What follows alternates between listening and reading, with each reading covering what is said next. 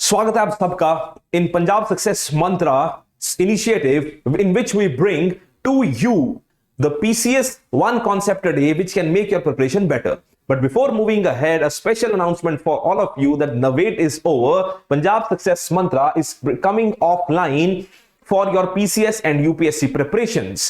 So we are starting the offline batches in which we will be providing the classes and we will be providing the online live classes alongside the online recorded batches.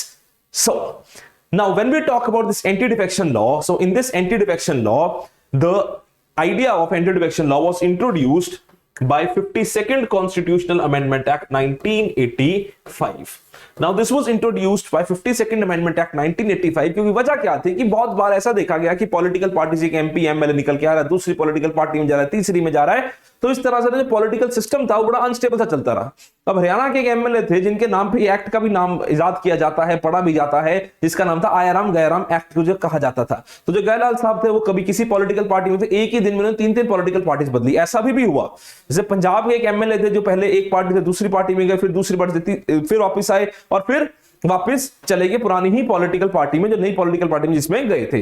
तो इस तरह का जो defection का सिलसिला है ये अक्सर देखने को मिलता है। अब एंटी डिफेक्शन लॉ होता क्या है, इसका पर्पस क्या था, इस चीज को हम समझते हैं।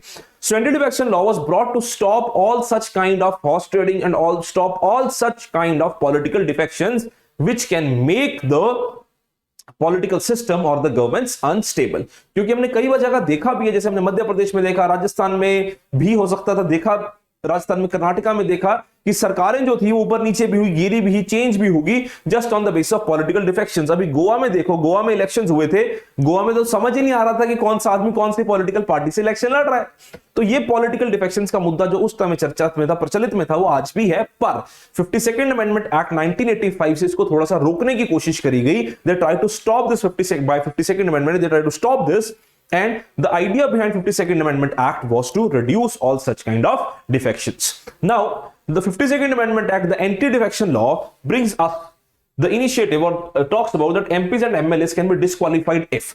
Now, they are saying that MPs and MLAs can be disqualified, but they make three conditions for that. They divide the conditions or they divide the MPs and MLAs into three categories: the elected category, the independent elected, and the nominated category. Now, when we talk about the elected category, so they have two categorizations in that. One is that if he voluntarily gives up membership of his party. Right. Now, first talking about this idea, if he voluntarily gives up the membership of his party. Now, voluntarily giving up membership of the political party does not mean just resignation. Resignation is a subset of voluntary giving up membership. ये हो गया voluntary giving up membership. इस voluntary giving up membership का एक subset हो गया resignation. ना मुद्दा क्या है कि यहां पे आ रहा है voluntarily giving up membership, कि जो MP या MLA है, जो इंडिविजुअल है, वो अपनी पॉलिटिकल पार्टी से जो मेंबरशिप है वो वॉलंटरली अपनी मर्जी से बिना किसी दबाव से पूरे होशो हवास में छोड़ने की कोशिश कर रहा है। जहां छोड़ रहा है उसको बोलते हैं वॉलंटरली गिविंग अप मेंबरशिप, कि आपके ऊपर किसी भी तरह का प्रेशर नहीं होना चाहिए when you resign from your political party. That is the understanding of voluntarily giving up membership. And the second idea is that if he abstains from voting or vote against any direction given by the whip. That means कि अगर whip ने कोई direction दी तो आप whip की उस direction के against जा रहे हो या उस डायरेक्शन को फॉलो ही नहीं कर रहे हो, तो आपको एंटी डिफेक्शन लायबल किया जा सकता है। Now what basically is the understanding of whip? हम समझते हैं कि विप का आइडिया क्या होता है। अब विप की अगर हम आइडिया की बात कर रहे हैं तो विप बेसिकली मींस, और whip is a political office. There is no as such categorical definition or categorically whip has not been defined anywhere, be it in the Representation of People's Act or be it on the Constitution of India. whip शब्द की कहीं परिभाषा या whip शब्द को कहीं define ही नहीं किया गया. So the idea of whip is that whip is just a political office, that the whip tells the political party or the members of the political party or the MP or an MLA that how they have to vote, that whether they have to vote in a favor of a particular bill, they have to vote against a particular bill, or they have to abstain from voting. And whatever the whip says is final and binding, and they have to be followed by the MPs or MLAs.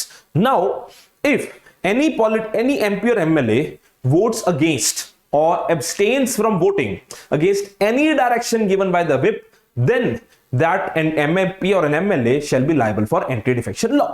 ठीक है, अब मतलब whip ने कुछ भी बोल दिया आपको मानना पड़ेगा, राइट? तभी यहां पे शब्द लिखा है एनी डायरेक्शन इसके ऊपर कई सारी कमेटीज की रिकमेंडेशंस भी आई हैं कि अब अगर हम विप को हर डायरेक्शन में या हर चीज में कंपलसरी बना रहे हैं ना, तो उससे एक प्रॉब्लम आती है। और वो प्रॉब्लम क्या आती है कि जो आपके एमपीज और एमएलएज है ना, उनके ऊपर एक तरह से दबाव आता है, उनकी इंडिपेंडेंस खत्म कर दी जाती है, उनकी इंडिपेंडेंस रिड्यूस हो जाती है। वो इंडिपेंडेंस क्यों रिड्यूस हो जाती है कि सर आप उनको मौका नहीं दे रहे अपनी बात रखने का, राइट? आप उनको मौका ही नहीं दे रहे अपनी बात रखने का, उनकी बात रखने का मौका उन्हें मिल ही नहीं पा रहा। वो जस्टिफाई कैसे करेंगे, वो एक्सप्लेन कैसे करेंगे अपने आप को, राइट? और वो हाउस में बोलेंगे क्या, how what they will speak in the house, how they will speak in the house, what they will legislate, एक वो भी प्रॉब्लम आती है with respect to the directions given by the whip. So second idea is that if he or she abstains from voting against any direction given by the whip, so in these two circumstances the elected MP or an MLA can be disqualified.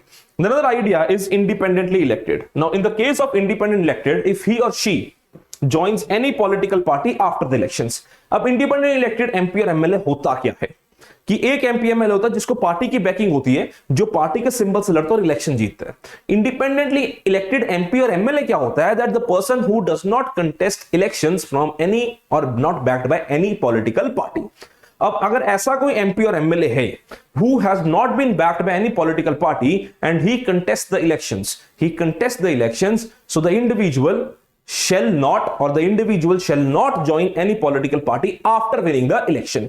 क्योंकि sir simple सा फंडा है, आप democracy का मजाक नहीं बना सकते। आपके रिप्रेजेंटेटिव्स ने, आपके जो लोग हैं, जो वोटर्स हैं, उन्होंने पॉलिटिकल पार्टी के कैंडिडेट को छोड़ के आपको इलेक्ट करा, पॉलिटिकल पार्टी के कैंडिडेट को छोड़ के आपको इलेक्ट करा। अब आप उनको धोखा नहीं दे सकते, अब आप उनको धोखा नहीं दोगे। आप जो है अपने कैंडिडेट, अपने आप चुपचाप उसी तरह काम करते रहोगे the way you have been elected, right? But that does not mean that they can not become the part of the government. Independently elected MP or an MLA can become a minister, but they cannot join any political party. Right? They cannot join any political party after elections. The third idea is nominated. Now there are obviously some nominated members. You all know, right? Now these nominated members, if he or she joins any political party 6 months after the nomination, कि 6 महीने बाद, nomination के 6 महीने बाद अगर वो कोई political party join कर रहा है, so the person can be declared or can be declared disqualified under anti defection law. वो पहले 6 महीने में क्या कर रहा है वो उसकी मर्जी है. जैसे केसेस भी हुए हैं that an individual got nominated and the very same day the individual joins a political party, तो उसके ऊपर कुछ एक्शन नहीं हुआ. बट अगर वो 6 महीने बाद करता है, so the person can be disqualified. Now in the case of anti-defection there are some exceptions as well. Now there are 2 exceptions in the case of anti-defection. First exception is that if an individual is elected as a presiding officer, अगर तो एक आदमी को as a presiding officer elect कर दिया गया, right, the individual is elected as a presiding officer, मतलब speaker जैसे होता है, स्पीकर की बात हो रही है कि if the individual is elected as the speaker of Lok Sabha, then if an individual wants to conduct the affairs of the house in an unbiased or non-partial manner, then the individual can resign from his office. ठीक है, उसने कहा कि unbiased और non-partial manner में he wants to conduct the house, so he can resign from his office. So for the sake of implementation of his responsibility as the speaker of the house, the individual is resigning.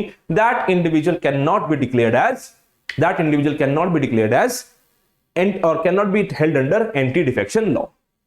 ठीक है, तो speaker के basis के ऊपर. तो अब ये क्या है, यूके में, जैसे यूके से इंस्पायर्ड क्यों है कि यूके में स्पीकर जो है, the speaker has to compulsorily resign from his political party. ठीक है, इंडिया में ये नहीं है. इंडिया में स्पीकर की मर्जी है, क्योंकि देखो ना, स्पीकर का काम है कि हाउस का जो फंक्शन है वो नॉन बायस्ड मैनर में चलता रहे, right. He has to perform the functions of the house in a non biased unpartial manner. So अगर स्पीकर की एक इंक्लिनेशन होगी पॉलिटिकल पार्टी की तरफ, तो वो नॉन बायसनेस, नॉन पार्टिजनशिप खत्म हो जाएगी. तो अब स्पीकर अगर चाहे कि वो इंडिपेंडेंटली हाउस कंडक्ट करना चाहता है विदाउट द इंटरफेरेंस और inclination towards any political party, so the speaker can resign from his political party to perform his responsibilities under anti defection law, right. So in that case the speaker will not be declared as disqualified. But ऐसा नहीं है कि speaker ही और political party join कर जाएगी. Speaker बोलेगा मैं अपनी पार्टी को छोड़ के किसी और पार्टी को ज्वाइन कर रहा हूं, और स्पीकर भी रहेगा, फिर एंटी डिफेक्शन लगेगा. दूसरी चीज होती है मर्जर, कि 2/3 members of a political party merge into another political party that shall not be considered as defection। तो तब देखा क्या जाता है, वो कहते हैं कि यार पॉलिटिकल पार्टी में तो दिक्कत हो सकती है, जरूरी थोड़ी कि एमपी एमएलए खराब हो, तो 2/3 MLA out of the total if they join any other political party then also there can be the case of defection. For example कि if there are suppose 6 MLAs, जैसे there was a case in Baspa of Rajasthan में BSP के 6 MLAs थे, तो all the 6 joined BJP, sorry all the 6 joined Congress, all the 6 joined Congress, तो 100% strike rate हो गया, तो anti defection can not apply on them.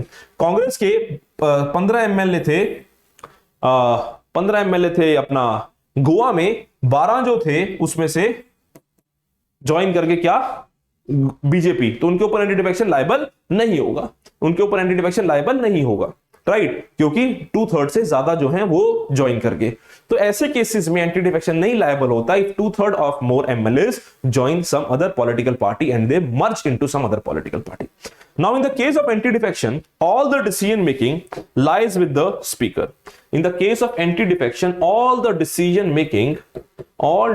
making in the case of anti-defection lies with the speaker.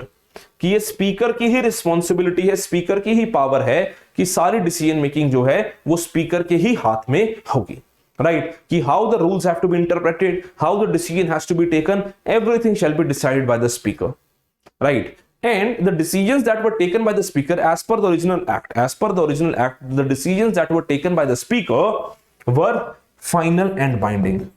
कि जो speaker ने कह दिया as per the original act वो फाइनल था और बाइंडिंग, क्योंकि स्पीकर डिसाइड करेगा कि whether the individual has to be disqualified or not।